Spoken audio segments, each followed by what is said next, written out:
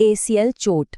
ये नाम सुनते ही हर खिलाड़ी और हर एक्टिव इंसान के मन में एक डर सा बैठ जाता है, और ये डर लाजमी भी है।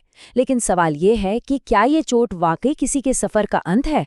आज हम इसी डर को समझेंगे और जानेंगे कि कैसे इस चोट से उभरकर पहले से भी ज्यादा मजबूत वापसी की जा सकती है। तो क्या घुटने की एक गंभीर चोट किसी की एक्टिव लाइफ पर हमेशा के लिए फुल स्टॉप लगा सकती है? क्या दौड़ना, खेलना, अपने पैशन को जीना सब कुछ रुक जाएगा? चलिए आज इसी बड़े सवाल का जवाब ढूंढते हैं। देखिए, किसी भी मुश्किल से लड़ने का पहला नियम है उसे अच्छी तरह से जानना। एसीएल चोट भी कुछ ऐसी ही है। तो सबसे पहले ये समझते हैं कि आखिर ये एसीएल है क्या और क्यों इसे हल्के में लेना एक बहुत बहुत बड़ी गलती हो सकती है। बात सिर्फ उस एक पल के दर्द की नहीं है, बिल्कुल नहीं।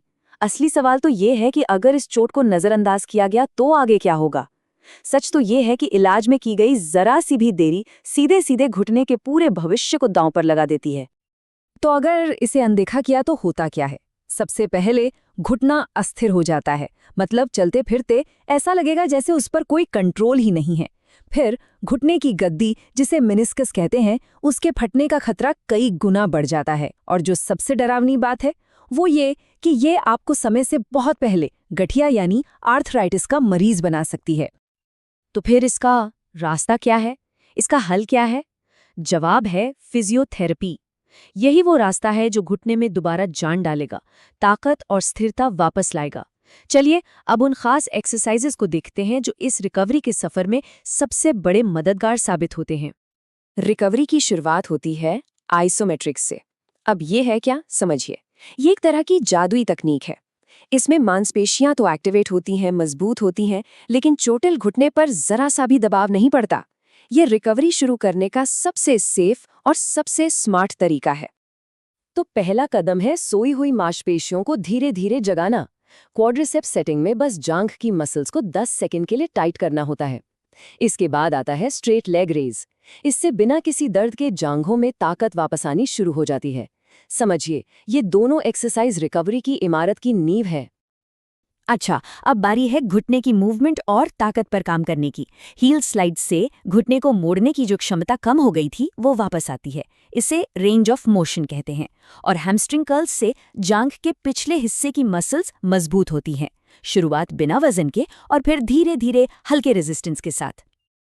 अब उस ताकत पर काम करना है जो हमें रोजमर्रा की जिंदगी में, यानी चलने फिरने, उठने बैठने में चाहिए। इसे कहते हैं फंक्शनल स्ट्रेंथ। दीवार के सहारे किए जाने वाले मिनी स्क्वाट्स क्वाड्स, हिप्स और ग्लूट्स को बहुत ही सेफ तरीके से मजबूत करते हैं, और स्टेप अप्स ओवरऑल घुटने की स्टेबिलिटी को बेहतर बनाते हैं। और अब आता है सबसे जरूरी पड़ाव, एडवांस स्टेबिलिटी और control. Glute bridge exercise hips को स्थिर बनाती है, जो सीधे सीधे एसीएल को प्रोटेक्ट करता है। एक पैर पर खड़े होकर बैलेंस बनाना ये दिमाग और घुटने के कनेक्शन को फिर से जोड़ता है।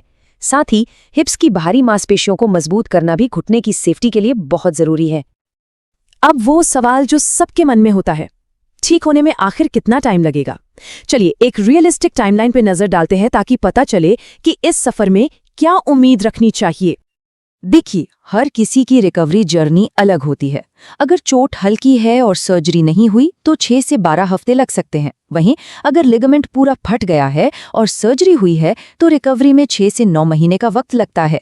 और किसी एथलीट को मैदान पर पूरी तरह से वापसी करने में 8 से 12 महीने लगना बिल्कुल नॉर्मल है। लेकिन एक बात याद रखनी होगी, ये जो टाइमलाइन है ये सिर्फ एक अंदाजा है, कोई पत्थर की लकीर नहीं।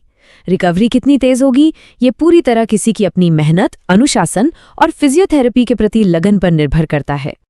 ठीक है, रिकवरी हो गई, लेकिन असली जीत तब है जब ये पक्का किया जाए कि ये चोट दोबारा कभी न हो।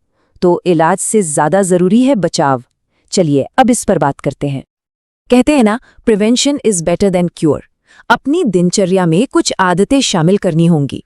हमेशा सही वार्म अप करना, बैलेंस ट्रेनिंग, कूदने के बाद सही तरीके से लैंड करना सीखना, और सबसे ज्यादा जरूरी अपने हिप्स, ग्लूट्स और कोर मसल्स को मजबूत बनाना। ये आदतें घुटनों के लिए एक शील्ड की तरह काम करती हैं। और ये एक ऐसा सच है जिसे ज्यादातर लोग नजरअंदाज कर देते हैं। कई बार घुटने की चोट का असली विलन घुटना होता ही नहीं, बल्कि कमजोर हिप मसल्स होते हैं।